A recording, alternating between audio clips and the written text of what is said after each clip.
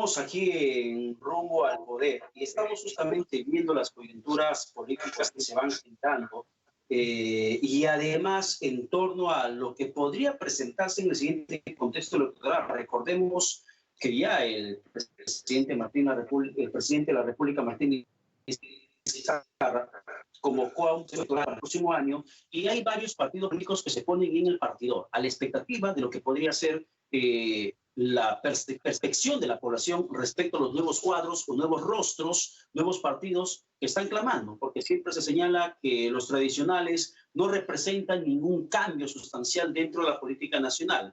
Y muchos se comienzan a sentirse decepcionados por el Congreso de la República, muchos se sienten decepcionados por los cambios que va tomando el jefe de Estado en la conducción dentro del gabinete ministerial, también se sienten decepcionados por el propio presidente Martín Vizcarra. Entonces, es importante que podamos escuchar la opinión de los rostros políticos que también intentan tener el espacio necesario dentro del espectro electoral. Guillermo Sendón, dirigente y presidente además de Gana Mi Patria, está en estos momentos en la comunicación con nosotros para continuar con esta programación de Rumbo al Poder. Señor Sendón, ¿qué tal? Buenas tardes, bienvenido a Vescable. Buenas tardes, Pedro, qué gusto estar acá en este espacio tan visto. Muchas gracias por la oportunidad. Señor Sendón, antes de entrar a lo que podría ser la participación de Gana Mi Patria como partido político en el próximo proceso electoral, le pregunto sobre su opinión sobre Pedro Cateriano, que creo que es necesaria poder escucharla. ¿Está contento, satisfecho? ¿Cree que Cateriano garantizaría la estabilidad y un nuevo manejo de la pandemia y reactivación económica en el país? Mire, yo creo que era necesario poner a alguien que agarre el timón del barco, porque el barco estaba a la deriva. Hoy día tenemos a alguien que agarra el timón. O sea, a dónde lo lleve no sabemos, pero por lo menos lo va a llevar a algún lado. Eso es importante. Aunque estemos un poco a la deriva, aunque vayamos de repente a puerto equivocado. Justamente no estamos a la deriva, estamos yendo hacia un puerto. O sea, lo peor que puede pasarnos es estar a la deriva. Y eso es lo que hemos venido viviendo toda la pandemia. Un gabinete que no sabía dónde iba, que se contradecían unos con otros, una cosa espantosa. Hoy día por lo menos tenemos a una persona que tiene control, que es un político que sabe lo que está haciendo y definitivamente tiene un plan. No lo conocemos, no lo ha expuesto completo, pero sabemos que como persona va a agarrar el timón y eso es fundamental. Y además le va a hacer ese contrapeso político a un Congreso que cada vez se pone más fustigante contra el Ejecutivo. Además va a ser una cara política inteligente y pensante, porque el presidente es un cero a la izquierda, pues, ¿no? Ya, pero a ver, dentro de lo que se podría mencionar la diferencia entre Vicente Ceballos y Pedro Cateriano, ¿cuál podría ser la principal y más notoria diferencia? Yo no los podría comparar, o sea, no encuentro cómo compararlo. Pero, a ver... Por ejemplo, ¿qué tiene Cateriano que genere mayor estabilidad política en el país en tiempos de pandemia, donde hay gente desempleada, hay millones que han perdido el trabajo, donde hay gente que está enferma, hay cientos de miles, según los registros, subregistros que existen? ¿Qué tiene Pedro Cateriano que no tiene o que no tuvo Vicente Ceballos cuando estuvo en la presidencia? Tiene capacidad de decisión, por un lado, y por otro lado, le da tranquilidad al empresariado grande, importante. Que eso es en este momento vital. Tenemos que recordar, y eso es un tema del cual los políticos no hablan porque quieren ser mi simpatía y quieren caer bien a todo el mundo. O sea, yo quiero ser presidente, yo no quiero ser mi simpatía. Tenemos que recordar que el 2% de las empresas en el Perú le dan trabajo al 65% de los peruanos. Entonces, ese 2% tiene que estar tranquilo, porque si no quebramos, desaparecemos como país.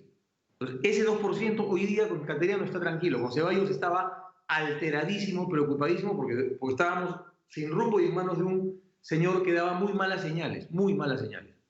Se dice que la CONFIEP es la que más tranquila está con la designación de Cateriano y además con la continuidad de la ministra Alba en el sector de economía. Señor, y nos guste o no nos guste, la CONFIEP tiene que estar tranquila, porque como le digo, ese 2% de empresas grandes son las que le dan de comer, le dan trabajo al 65% de los peruanos.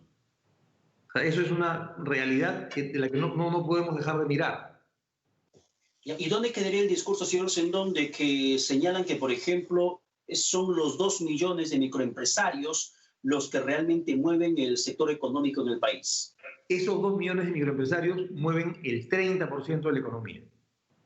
O sea, tenemos que ser claros acá. ¿Ya? El 30% de la economía. Ese 2% de empresas mueve el 65% de los empleos. Entonces, seamos claros, seamos honestos, seamos realistas, así funciona el país. Pero fíjese que ese 60%, 70%, pero entre esas grandes empresas, señor Sendón, está, por ejemplo, el grupo de Cineplanet, que aplicó también suspensión perfecta de labores, que ha sido desestimada por el Ministerio de Trabajo, considerando de que la aplicación de la suspensión perfecta de labores ha sido irregular. Hay muchas empresas, grandes empresas, que aplicaron suspensión perfecta de labores y que en realidad no estaban en un riesgo de crisis económica como sí se encuentran muchas microempresas. No me malentiendas, yo no las estoy defendiendo. Lo que te digo es que tenemos que tenerlos tranquilos. O sea, no es que yo diga, esos son todos unos ángeles, qué maravilla, qué bien trabajan. Muchos de ellos son unos mercenarios y el Estado tiene que preocuparse de seguirles los pasos muy de cerca, de darles soga corta, pero que se mantengan trabajando, porque si ellos deciden cerrar y quiebran, el 65% de los empleados formales del Perú se quedan sin trabajo. Y eso sí sería una tragedia irreversible. Ya no habría nada que hacer, le ponemos un cartel de cerrado al Perú y se acabó. El 65%, pero en realidad, ¿cómo podría entenderse? Quiero entender un poco mejor, señor Sendón. ¿Cómo podría entenderse que hay 65% de formales en el país si la informalidad en el Perú, la economía informal en el Perú, supera el 70%? Te hablo de que el 65% de los empleados formales. Ya, 65% del 2% de empresas grandes. Del total de los empleados formales, el 65% trabajan en el 2% de las empresas. El otro 35% trabaja en el otro 98% de empresas. O sea, estamos hablando de que las empresas, el 2% de empresas grandes representan más de la mitad del empleo formal en el Perú. Y tenemos que cuidar el empleo formal, pues naturalmente, ¿no? ¿Cuál tendría que ser la prioridad económica o la prioridad laboral en esos tiempos? Fortalecer a un grupo pequeño de grandes empresas que también mueven la economía, hay que reconocerlo, o redireccionar los esfuerzos y las estrategias en la informalidad, que según economistas con quienes conversé en otras ocasiones, mencionan que estaríamos hasta superando el 80% al término de esa pandemia. ¿Cuál tendría que ser la prioridad del gobierno para reactivar realmente el país? Los candidatos normalmente hablan mucho de la informalidad porque entienden que ahí hay más votos. Lo que tenemos que hacer nosotros realmente, o sea, si fuéramos Estado, nosotros tendríamos que orientarnos a dos cosas. Primero, a que vengan más grandes empresas, más bien a que den nuevo empleo. Tenemos que promover que vengan empresas acá a transformar. Tenemos una cantidad enorme de materias primas que se va como materia prima a dar trabajo a otras latitudes. En el Perú tenemos que dar trabajo a los peruanos. No podemos permitir que se vaya el oro en tierra, se van bloques de tierra, de cerro completo. Acá no hay industria, honestamente no hay industria minera en el país. Tenemos que tener industria de todo tipo, no solamente minera, de todo tipo, porque tenemos para hacerlo. O sea, tenemos que atraer industria. Eso no saben los políticos que han estado gobernando en el Perú los últimos 30 años. No tienen idea de cómo hacerlo. Hay que promover industria. ¿Por qué no saben? Porque nunca han trabajado en su vida. Siempre han sido políticos, han estado detrás de un escritorio en el sector público. Hay que atraer industria grande. ¿Por qué? Porque ese 2% de empresas va a convertirse en 3, en 4 y en 5 y vamos a tener muchísimo más empleo formal. Número uno. Y número dos, el Estado también es una fuente de empleo, porque el Estado puede, no estoy hablando que contrate gente, sino que puede hacer mucha obra. El Estado tiene que empezar a hacer obras emblemáticas, pero ¿cómo se hacen las obras del Estado? El Estado puede ser un gran promotor de inversión pública si empieza a hacer obra pensada en atraer inversión pública. Si nosotros hacemos trenes para llevar a puertos y trenes, definitivamente va a venir mucho empresario acá a producir, porque va a tener cómo mover su mercadería. O sea, de eso se trata, de dar facilidades, ¿no? Y con esas obras, muchas veces una economía de mercado, en una cadena productiva, una cadena de valor, hay empresas grandes, medianas y pequeñas, las que justamente son proveedoras, de las que tienen el acaparamiento muchas veces de las obras, de grandes obras públicas. Pero entendamos además de que en el Perú incluso hay microempresarios que son informales. En tiempos de pandemia han cambiado de rubro de manera informal, porque la necesidad les obligó a subsistir. Si antes tenían su negocio de lavandería de ropa, antes eran empresarios que de repente tenían su ferretería y terminaron convertidos en fruterías o en verdulerías, en minimarques. El caso, por ejemplo, emblemático, habrá visto usted de esta tienda de zapatos, Platanitos. No hago publicidad, pero sí quiero poner como referencia.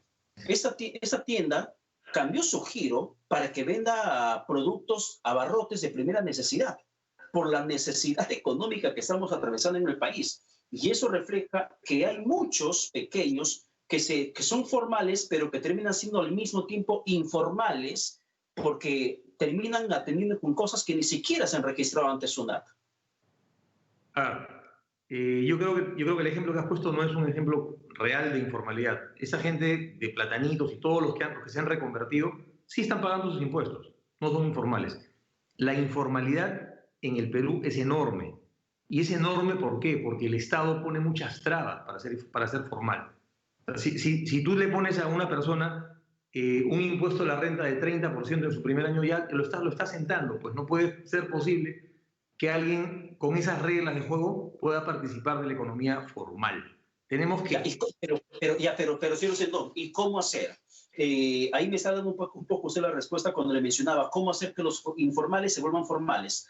¿Qué hacer? Si entendemos que hay 2% de las empresas que son formales en el país, que son grandes empresas que contribuyen con el 60% de la economía, según lo que nos señala, ¿cómo hacer para que el 98% restante, que no son formales o que no están a la misma altura económica de las grandes empresas, puedan ser formales y también ser tratadas al mismo nivel que aquellos que son favorecidos? Déjame corregir nuevamente el dato. Yo no he dicho nunca que solamente el 2% sea formal. Te digo que el 2% de todas las empresas formales son las grandes. El 2% grande es el que le da trabajo formal al 65% de los o sea, es el que da el 65% de trabajo. O sea, ese dato es importante saberlo. Pero tú me estás haciendo una pregunta por otro lado. Tú me dices, ¿cómo hacemos que los informales pasen a ser formales? Perfecto. Simplificando todos los trámites para las personas. O sea, el Estado tiene que ser amigable, el Estado no puede ser el enemigo siempre. La SUNAT solamente va a molestar. Las licencias son un desastre. Te piden 1.000.000 de trabas. ¿Por qué ponen tanta traba? Porque el Estado se ha hecho en el Perú, esto viene desde el virreinato, está hecho para corromper, está hecho para la corrupción. Cada traba es una oportunidad de corrupción, cada traba es una oportunidad de una coima para solucionar esa traba. Entonces hay 10 pasos. ¿Por qué? Porque hay 10 funcionarios que están esperando con la mano estirada que le des una coimita. Entonces tenemos que simplificar todo y que sea solamente un paso. O sea, que en un solo acto se pueda una persona formalizar. Eso se puede hacer perfectamente. Tenemos tecnología, tenemos todo. Es un tema de decisión política. Claro, vamos a dejar sin comida a una sarta de corruptos, pero la verdad, eso no nos importa. El tema es que el país empiece a caminar. Tenemos que poner el Perú a trabajar y a trabajar bien. Pero para poner al Perú a trabajar también se necesita no solamente formalizar las empresas, sino también manejar el tema de la informalidad en la vía pública, como el tema de ambulantes. Conversaba, por ejemplo, esta mañana con una señora que me decía que ha sido desempleada, tenía su sueldo seguro hasta antes del 15 de marzo, cuando inició la emergencia nacional en el país por el coronavirus. Y a raíz de que la sacaron del trabajo, tanto a ella como a su esposo, terminaron convertidos en informales, en ambulantes, vendiendo lo que puedan para poder subsistir en tiempos de necesidad. Por eso también me señalaba que la informalidad dentro de lo que es la vía pública, este contexto, se podría implementar hasta por encima del 80%. Y eso no es un tema de caudal electoral, no es un tema politiquero, sino es un tema real que atraviesa el país. ¿Cómo luchar contra eso? El tema de Gamarra, ejemplo, Avenida Aviación es un claro ejemplo de cómo se ha venido manejando en enfrentamientos dentro de gobiernos municipales contra los llamados ilegales informales, que son vistos como parias en la vía pública. Pedro, el Estado tiene que ver la forma de atraer nuevamente, o como te digo nuevamente, atraer nuevas empresas para que acá haya inversión nueva y haya nuevos empleos. Si el Estado no hace nada, sería injusto, sería absurdo que salga a la calle y pues a arrasar a los informales. Si esa gente está ahí justamente por la ineficiencia del Estado. Esa gente está ahí en la calle porque el Estado ha sido ineficiente. O sea, no podemos estar persiguiendo a los informales que están en las calles si es una respuesta normal, natural, y qué bueno que sea esa la respuesta y que no salgan a asaltar a la gente. O sea, hay que agradecerles que estén ahí en la calle vendiendo caramelitos en lugar de matando personas y robando. O sea, de verdad sería una insensibilidad absoluta de un Estado que en lugar de ponerse a trabajar en salidas creativas para atraer industria, estén persiguiendo a los informales que están ahí justamente como consecuencia de su mala actitud, de su mal trabajo.